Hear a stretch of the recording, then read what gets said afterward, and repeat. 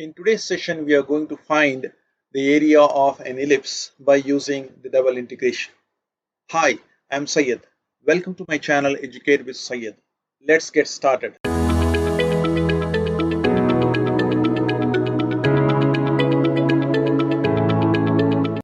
The question is find the area of the ellipse x square by a square plus y square by b square is equals to 1 by double integration.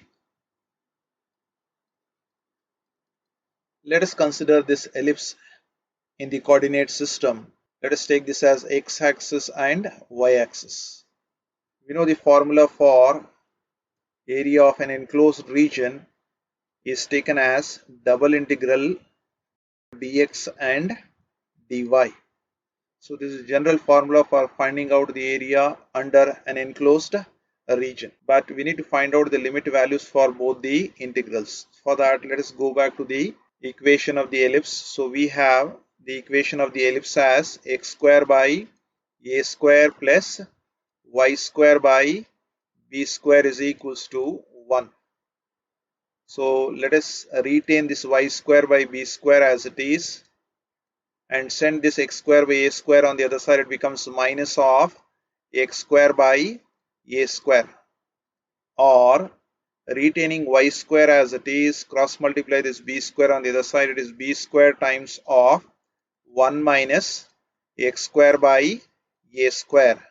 So let us try to get the value of y from here. Y will be equals to, so the square goes on the other side, it becomes square root, therefore plus or minus, it is square root of b square times of 1 minus x square by a square, or that can be further written as plus or minus root of b square will be b itself, and under root we are left out with 1 minus x square by a square. Or further under this root you can take the LCM, so plus or minus b as it is, so under root I can take a square as the LCM. If you cross multiply, a square into 1 will be a square minus of x square. But again, if you try to observe in the denominator, a square is there and it has a root, so square root of a square will be a itself. So that a I can take outside and rewrite this as plus or minus b by, this becomes a, and this is under root a square minus of x square will be retained as it is. So that's the value of y we have. So now I have got the value of y. I need to even find out the value of x also. But the question is, what should be the limit values and where the area has to be calculated. Now suppose if I consider the area of this ellipse in the first quadrant. If you try to observe over here, this area which is enclosed by an ellipse in the first quadrant. If you try to observe, is this area similar to the area enclosed by the ellipse in the second quadrant? Are these two areas the same? They are the same. Similarly, the area enclosed in the first quadrant, it is similar to the area enclosed by the ellipse in the third quadrant. Now the area enclosed in the first quadrant, is it similar to the area enclosed in the fourth quadrant? We observe that the area enclosed in the first quadrant, in the second quadrant, in the third quadrant and fourth quadrant are the same. Therefore the area is symmetric in each of the four quadrants. Area enclosed by the ellipse has 4 times the area in the first quadrant.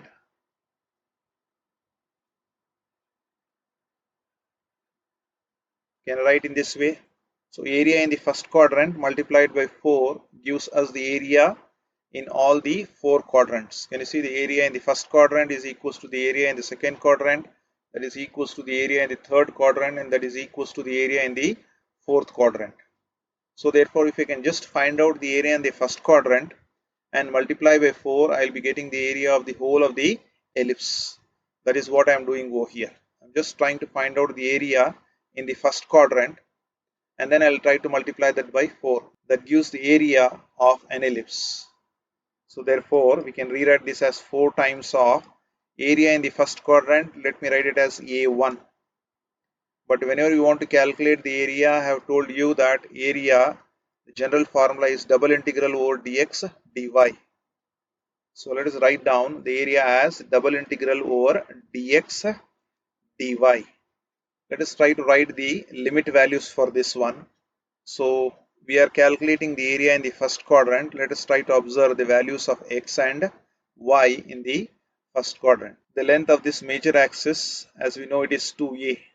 So 2a is the length of this major axis, and the length of this minor axis is taken as 2b.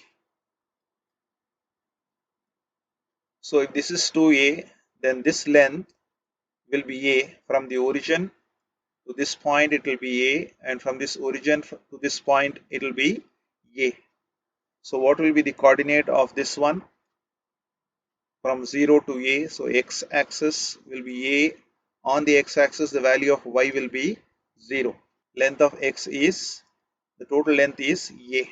So initial value of x is 0 over here, and the final value of x over here is a. Therefore I can take the limit values of x to be 0 to a. Those are the limit values for x. So therefore let us try to write down the limit values for x. X limit values are 0 to a. Now I need to write down the limit values for y. So on the y-axis, on this y-axis, so it starts from 0, and on the circumference of this ellipse, the value of y that we have taken, the variable limit, is this. That gives us the value of y. Therefore, I can take y as the variable limit as y starting from the origin to, because the value of y over here is positive, so this axis that is there, y, it is positive. Therefore, I will be taking only the positive value of y. In the first quadrant, y is positive. Therefore, I will be taking y to be a positive value. B by a into root of a square minus of x square. So let us try to include this limit values over here. We get area a to be equals to 4 times of integral of. Now outside limit should be a constant limit. Therefore, I am taking x to be equals to 0 to a. The inside limit value should be the variable. Therefore, I am taking y to be equals to 0 to b by a. It is root of a square minus of x square. Because the inner limit value corresponds to this y, therefore I will first write dy. The outer limit corresponds to x, therefore I will write it as dx. Now let us try to integrate it. 4 times of, you have integral x is equals to 0 to a. I will try to integrate with respect to y. Integral of dy is what? Integral of dy will be y, right? Now apply the limits over here. The limit values are y is equals to 0 to b by a into root of a square minus of x square times of this dx will remain as it is. Getting it? Now let us try to apply the upper and lower limit values. 4 times of integral x is equals to 0 to a. The upper limit value for y is what? It is b by a. It is b by a root of a square minus of x square. That is the upper limit value. Minus the lower limit value for y is what? Y is 0. Times of what we have? Times of dx. Now ignore this 0. So you are left out with b by a root of a square minus x square. This b by a is a constant. You can take that b by a outside. It becomes 4b by a. It is integral of x is equals to 0 to a. It is root of a square minus x square times of dx. But integral of root of a square minus x square into dx, we have a standard formula for this. So let us write down the standard formula. 4b by a. The formula for root of a square minus x square will be nothing but x root of a square minus x square divided by 2 plus a square by 2. It is sine inverse of x by a. That's the formula we have. And now what are the limit values? Limit values are x is equals to 0 to a. 4b by a will be as it is. Now let us try to apply the upper and lower limit value. We'll start with the first term over here. Upper limit value, will take it as x as a. So x is a. So a times of, it is root of a square minus. X value is a square by 2. So this term will become 0 here, because a square minus of a square will be what? It will be nothing but 0. So this entire term will become 0. So that's the upper limit value. Upper limit value minus the lower limit value. X is 0. 0 into anything is what? 0 itself. So the upper limit value is 0 as well as the lower limit value is 0. So this entire expression will become equals to 0. Now coming to the next term, plus a square by 2. Again, let us apply the upper limit value. So we get sine inverse of x. The upper limit value for x will be a. So a by a, upper limit value, minus the lower limit value, x is 0. So it becomes sine inverse of 0. Right? This can further be written as 4b by a. This entire expression has become 0. Plus we have a square by 2. Then you have sine inverse of. We see that this a and a will cancel out. You're just left out with sine inverse of 1 minus. What is the value of sine inverse of 0? So the value of sine inverse of 0 will be 0.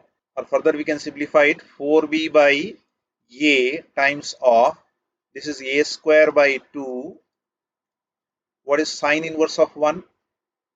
What value of sine will give as 1? Sine 90 will be 1. Therefore sine inverse of 1 will be 90, that is pi by 2. Ignore that 0 value. Further let us try to simplify. It is 4b by a times of, this is pi a square by 4. We see that over here this 4 and this 4 will cancel out. And further we can see that one a will cancel out here. What is left out now? You are just left out with pi a into b, pi ab. That gives us the area of an ellipse. So that's the standard formula for the area of ellipse also. That is pi times of a into b.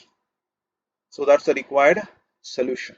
If you like my video, please subscribe to my channel. Thank you.